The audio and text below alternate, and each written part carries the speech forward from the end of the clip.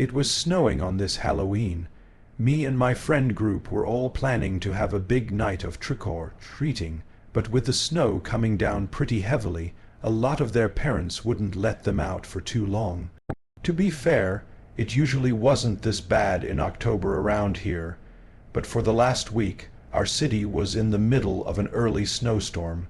Anyway, it ended up being just me and my friends John and Hayden. They were still able and willing to go trick-or-treating. We all put on some heavy snow gear, boots, jackets, hats, all that stuff. Pretty much the only parts of our costumes you could see were the masks we were wearing. We started trick-or-treating. For the first couple hours, there were a decent amount of kids running around doing the same as us. But once the sun got lower, it was basically just us three walking around in the snow. We continued going door to door, eventually getting up to one of the houses on the corner of the block. There was nothing unusual about it.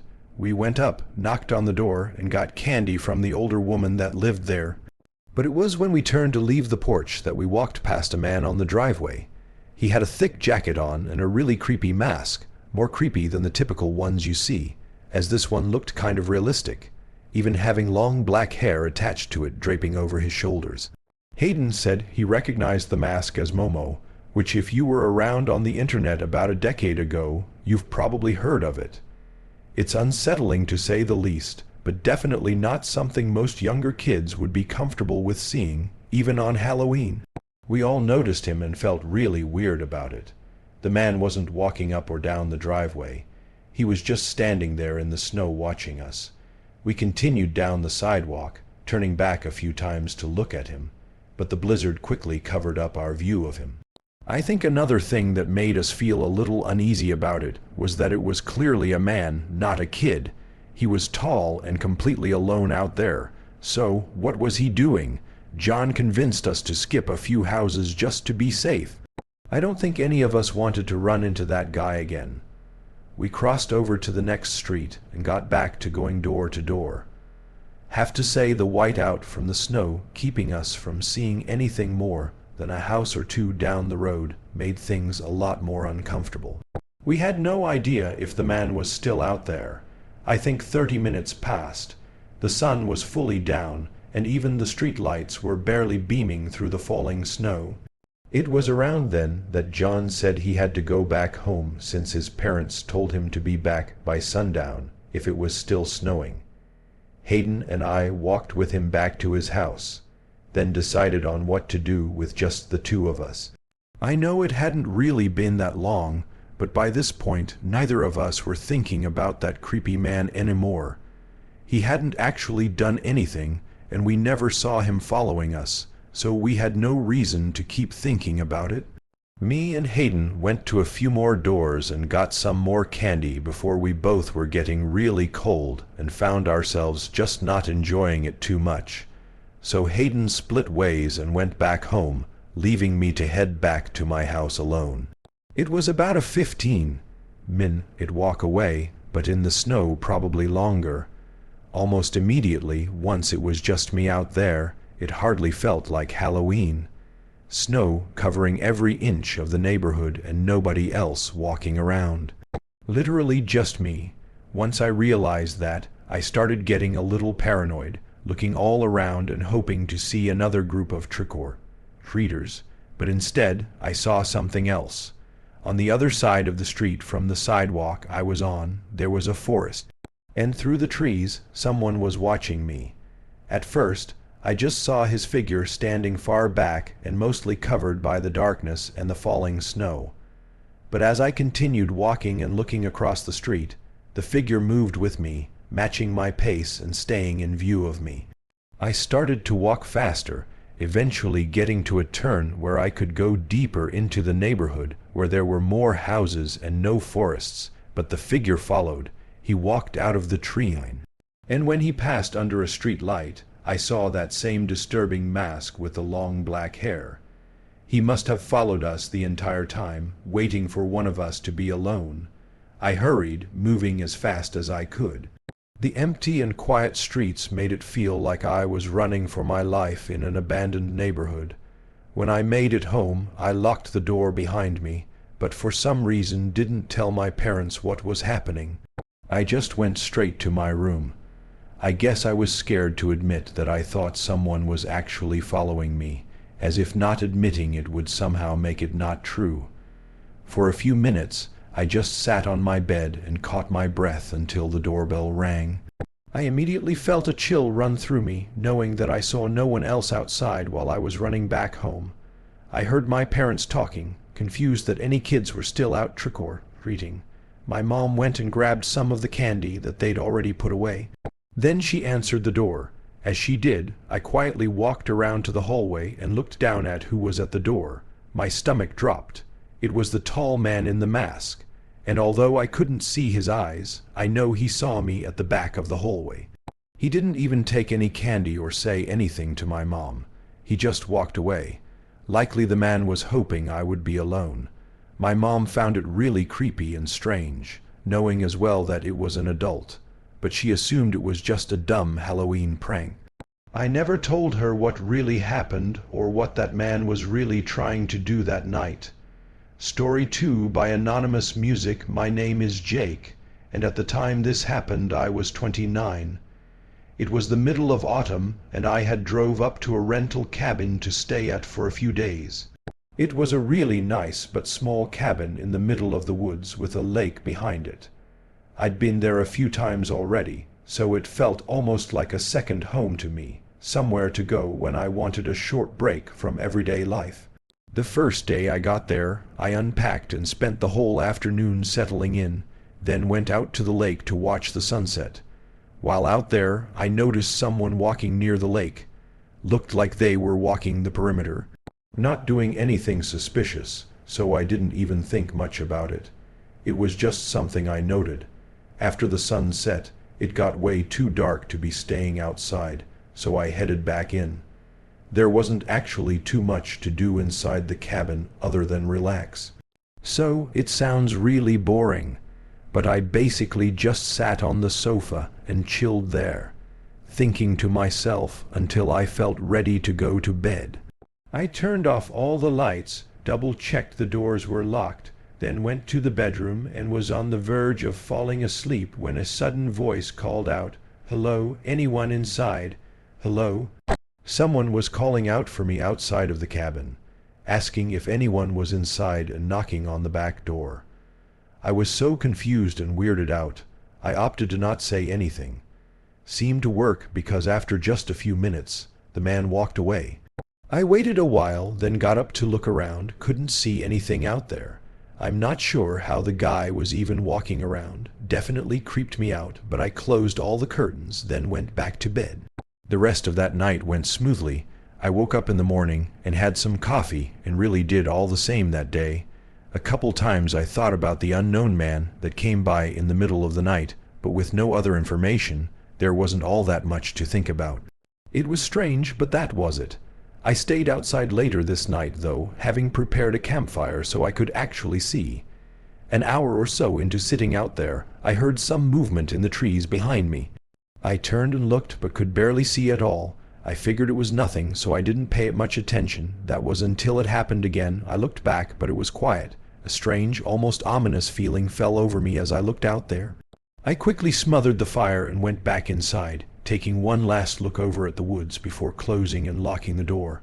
I could feel that something odd was going on, and I guess I was right because not 10 minutes later, someone knocked on the back door again.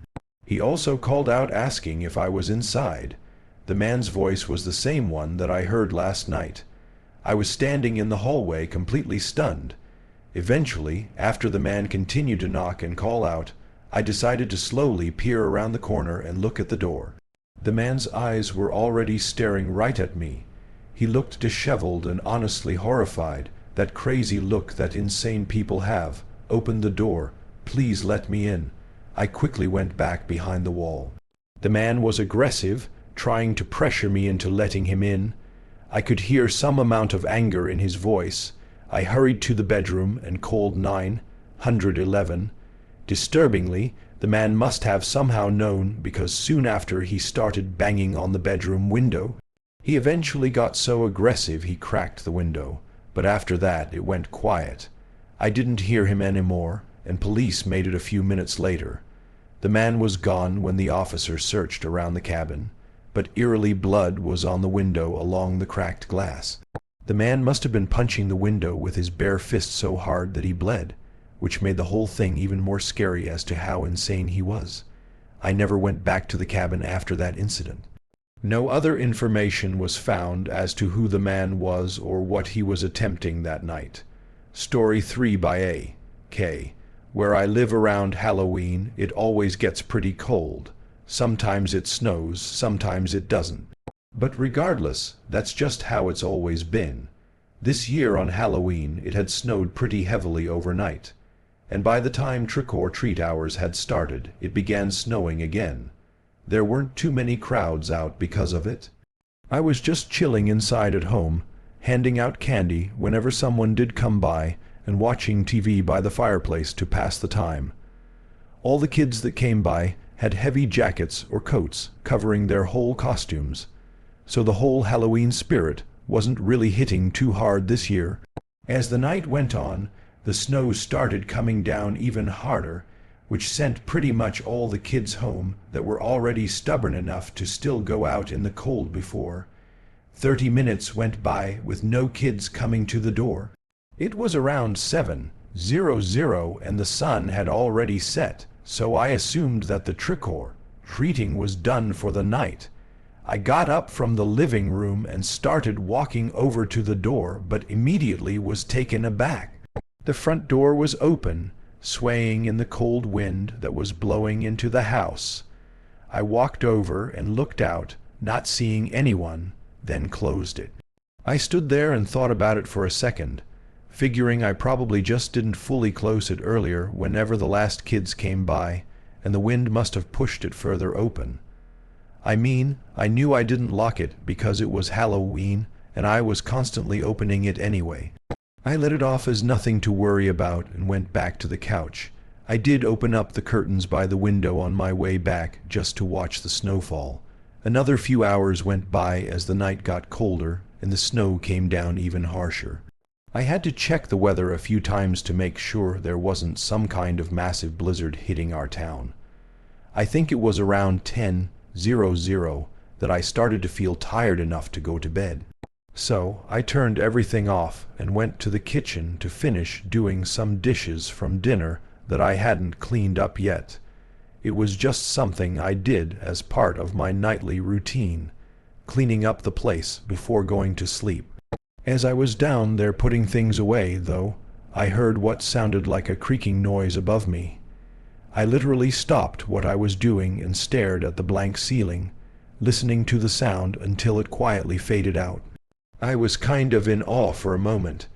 It sounded just like a door opening, which ironically in the moment I thought sounded way too much like a horror movie to actually be what it was.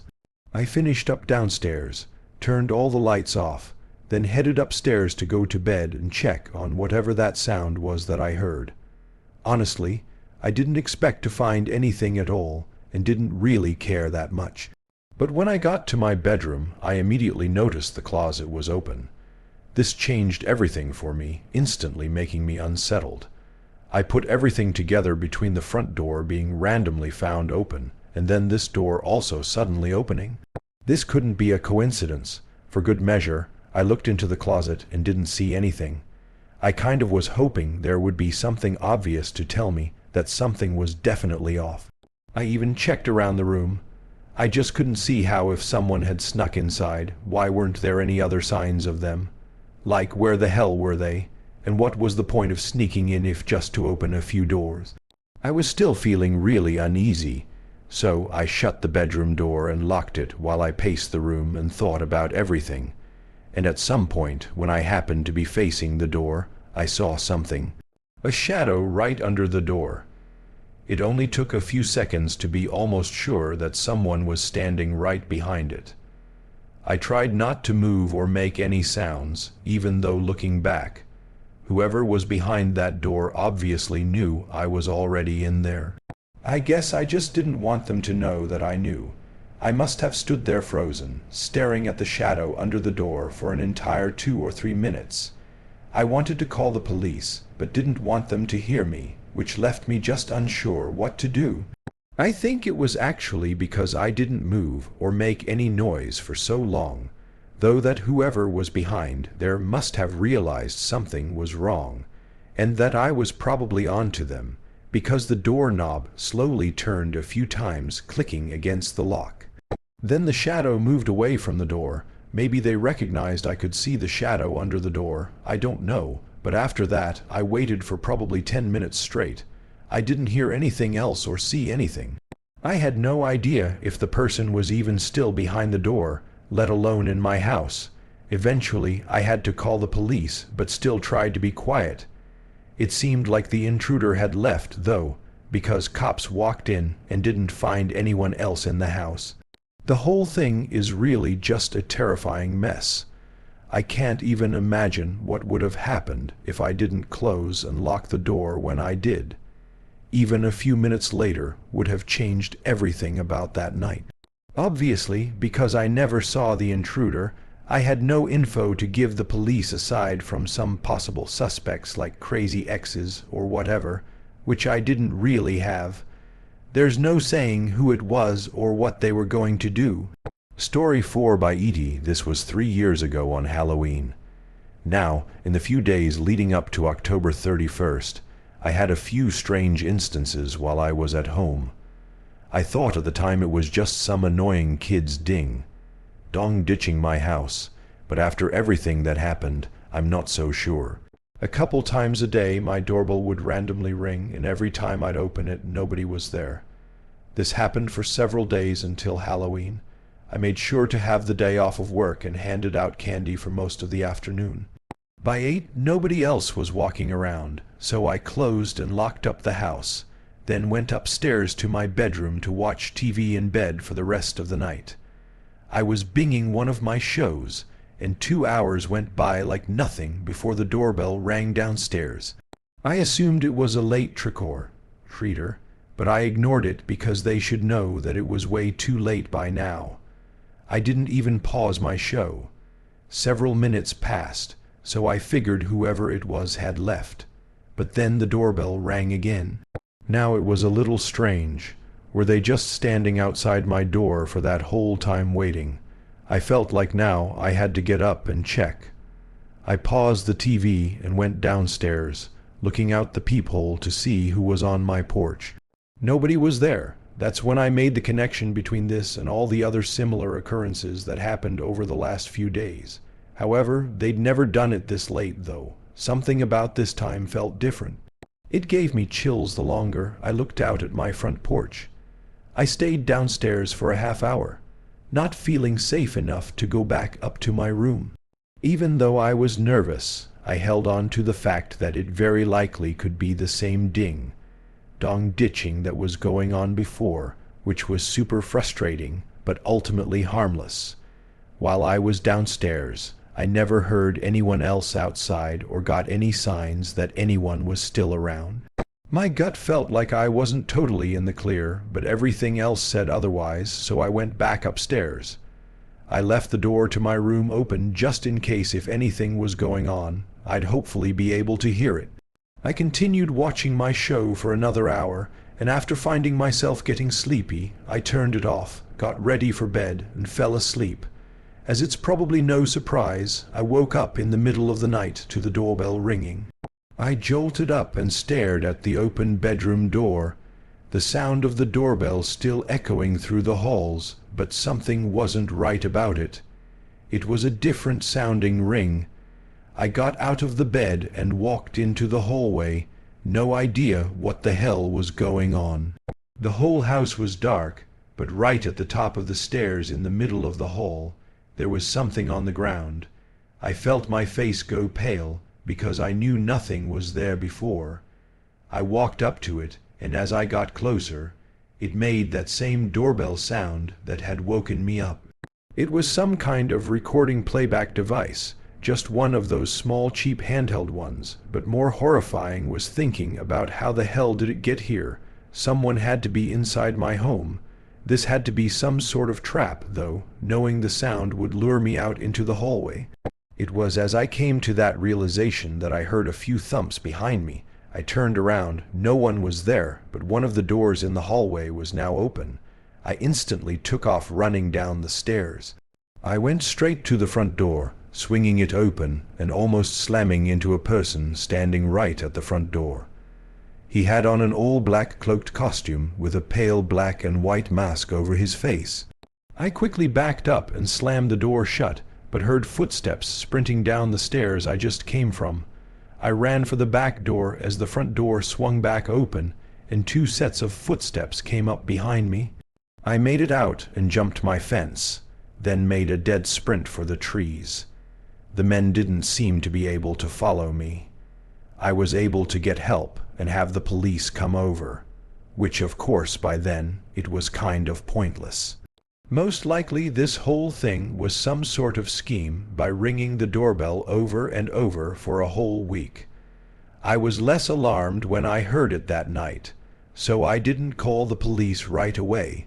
And after breaking in, the men probably just wanted to mess with me by setting up the recorder and everything just to scare me into running into the man waiting for me at the front door. Basically just 2 unhinged men having fun mentally torturing me before probably kidnapping me, or maybe even worse. I moved away when I could, and nothing has happened at all since that night. Story 5 by Anonymous. This happened not too long ago when I was 26. Being older, Halloween hadn't been that big of a deal to me for probably a decade. It was sort of just another day to me. This year, I had most of the day off, but worked overnight from 10:00 to 6:00 a.m. I was a stalker for a local grocery store, so most nights were quiet where I just work alone and at my own pace. By the time I left the house, the streets and sidewalks were already empty. No trick-or-treaters running around. However, when I parked and walked up to unlock the door and let myself in, I saw a couple of people around the side of the building in costumes. Didn't think much of it. Maybe some people just meeting up for whatever reason. I went in and relocked the doors, then started working. I was moving between the back warehouse and the aisles, stocking the shelves and doing all the usual. It really wasn't too long into my shift when I thought I heard someone say something outside the store. I went up to the front and saw that same group of people. They were close to the front windows, looking like maybe they were walking around. For reference, the store sat alone in a massive parking lot. There were some other buildings near it, but all unoccupied. So really the only reason to be in this parking lot was for the grocery store I worked at, but obviously we weren't open. I stayed near the front and kept an eye on them. They passed by and were gone for 10 minutes before coming back around. I wish I could have seen more of what they were actually doing, but the costumes they had on made it hard to tell if they were looking inside the store windows or just standing near them. Either way, it was weird that they were hanging around here for so long and for no reason. Couldn't see why they didn't walk around somewhere else. Eventually, I had to get back to working in other parts of the store, so I left the front. An hour or so went by. I'd been moving through the aisles, filling the shelves, and having one earbud in to listen to music while I worked. I was in one of the end aisles far from the front when I heard a knock at the door. It was 3 loud bangs against the glass. It startled me, but I quickly ran up to the front of the store to see who it was. I immediately saw the 4 guys in costumes standing grouped up at the front, facing the window I was behind. I knew they saw me and were clearly looking at me. I walked up closer and yelled through the glass, asking what they needed. As I stood there, I very quickly noticed none of them had bags or pillowcases for trick-or-treating. It would have been weird if they were still trick-or-treating at this time of night, let alone trying to at a closed grocery store. But at least they would have shown me that they might have been earlier, which would explain the costumes. Now, it seemed like they were just wearing costumes to hide who they were. Not a single one of their faces was visible, and none of them responded. They just stood there looking at me. I got really uncomfortable, but thought this could all be some Halloween prank, and honestly wasn't worth my time. I left and went back to the aisle I was in before. I still felt really weird about it, but held on to the idea that they were just doing something stupid to mess with me. Maybe they saw me walking inside earlier and thought it'd be funny. But it very quickly went much further than a simple joke. It wasn't 2 minutes later that there was an insanely loud thud against the glass at the front of the store. And before I could even make it to the end of the aisle to look, a second, even louder thud hit the glass and was followed by what sounded like the door crashing open. I froze, hearing footsteps running in. I turned and sprinted to the back of the store. I was so scared I didn't even grab my bag that had my keys and wallet in it. I just sprinted straight out the back door, going to the road and continuing to run. When I had a chance to breathe, I called the police. By then, everyone was gone. We did have security footage, though, showing exactly what happened, but it really didn't give any information that I didn't already know. The guys were hanging around outside the store for a couple of hours and then smashed something against the door to break it open. They immediately ran in and were looking for me, which was the most horrifying part. They searched everywhere, one of them even having run to the back of the store and looked for me just 15 seconds after I got away. Had he seen me, the whole group might have chased me down the road, and things might have not ended so well for me. Ultimately, that was where things left off. What the group was actually wanting to do, and all the other questions I have remain unknown.